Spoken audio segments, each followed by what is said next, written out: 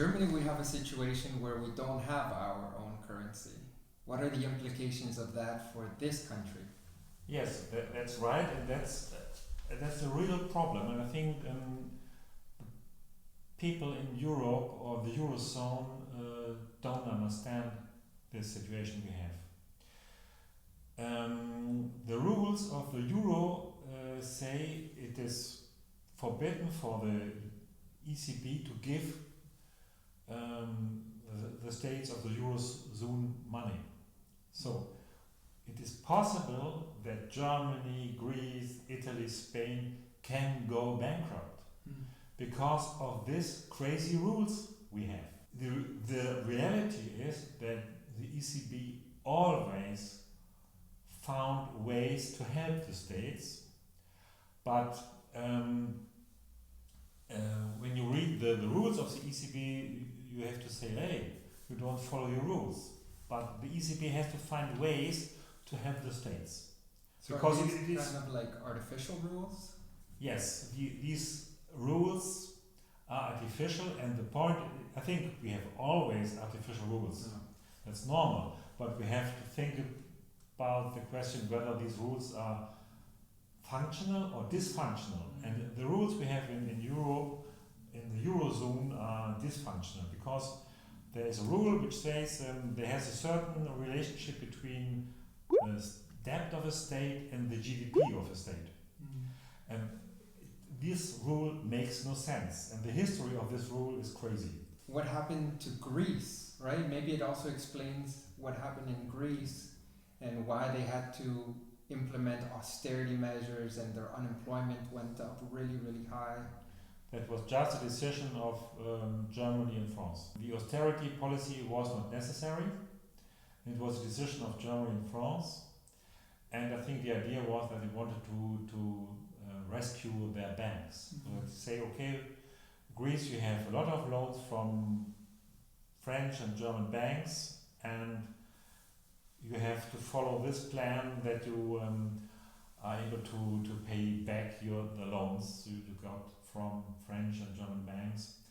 But the better way would have been that the ECB just would have taken all these loans from the German and French banks. But I think such a way wouldn't fit to the ideology of the Neo-Liberalism, and the ideology is the state has to be small. So it's a philosophical position. Yes, I think this is philosophical, ideological position, and I think we have to think about this position.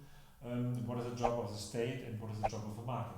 I wouldn't say that the state should do everything, because the market is a great invention, but we should see what is the job of the state and what is the job of the market. So if a state cannot run out of money and its limitations are based on the real resources of the country, if this is the real story, what does that actually mean for our societies?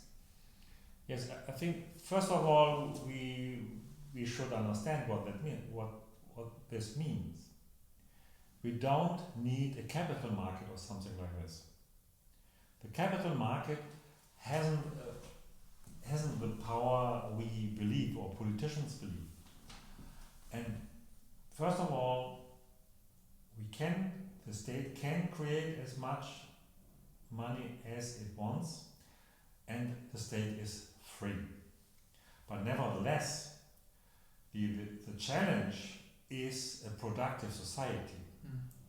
If the real resources are the only limit, that doesn't mean, for example, let's go back to our construction company, that doesn't mean that only the state gives assignments to construction companies. The state has to analyze a situation, he has to check whether it is better that just the market forces do it because they can create more wealth for a society, or whether it is better or necessary that the state uses the real resources of a country.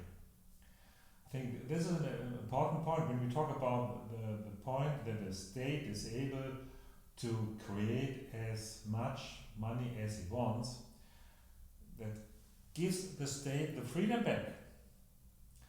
But that doesn't mean that the state should do everything.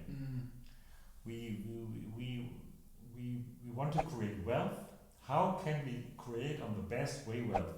Sometimes it's the state, sometimes it's the market. Okay, so when politicians, they say, oh, you know, we want to build schools, we want to build hospitals, but there's no money. Is that true? No, that's nonsense. Oh. It's a lie.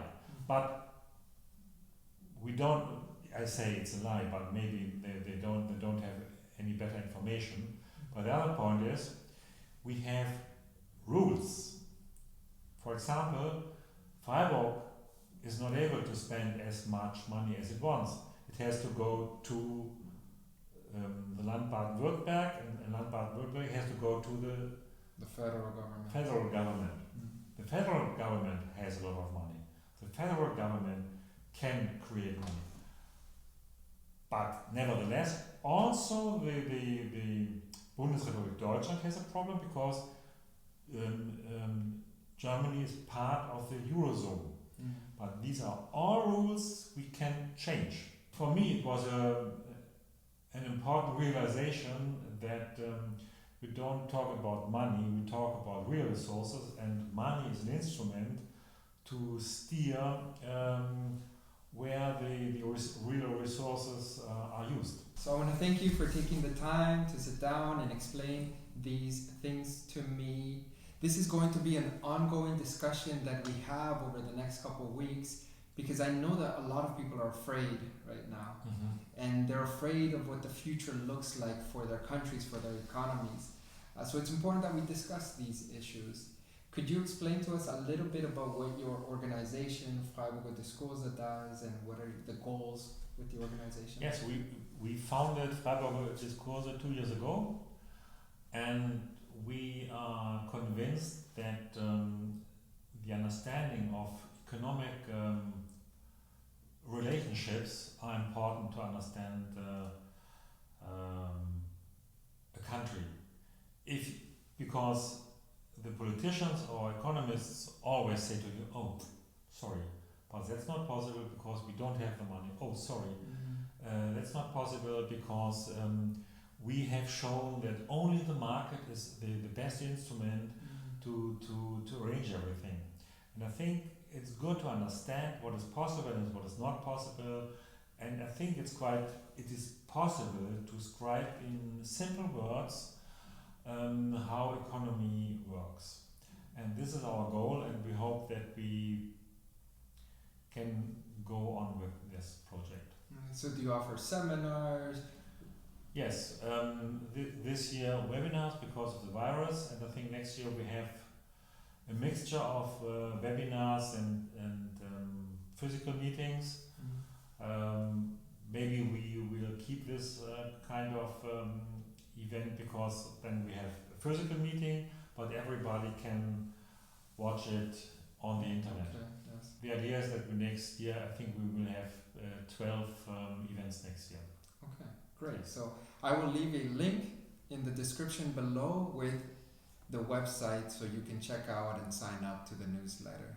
We have one final question for the audience, and that question is, which areas should your government prioritize in the next few years? You can leave your answer in the description below. Thank you for your attention. Also, bis nächstes Mal. Ciao.